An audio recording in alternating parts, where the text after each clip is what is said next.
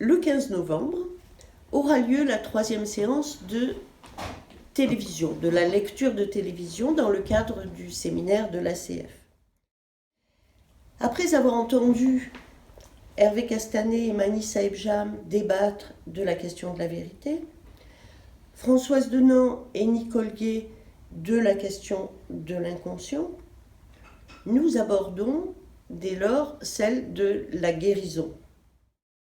La question de Jacques-Alain Miller à Lacan, qu'on trouve à la page 17 du fascicule, c'est la guérison, c'est aussi un fantasme. Alors on peut s'étonner, puisque aussi, pourquoi aussi ?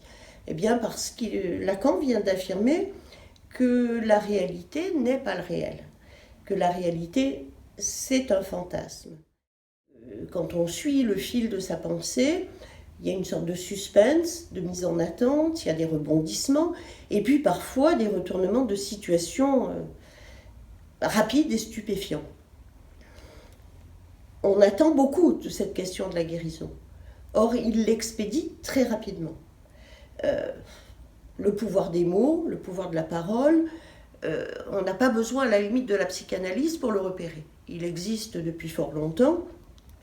La médecine sait s'y prendre avec cet impact des mots, et donc la psychanalyse, c'est autre chose. Mais au-delà de déchiffrer le sens, il va s'agir pour nous de dénouer le symptôme. Pourquoi vouloir guérir d'un symptôme ? Bien sûr parce qu'il nous dérange, qu'il nous embête, mais c'est aussi parce qu'on suppose qu'à être débarrassé de son symptôme, on va toucher à la question de l'être. On pourra être ce qu'on est sans être embarrassé par ce symptôme.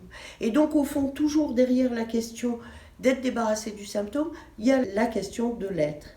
Le développement, c'est qu'on a d'un côté le versant du sens de l'inconscient et de l'autre côté le versant qui joue des signes, c'est-à-dire le versant réel de l'inconscient.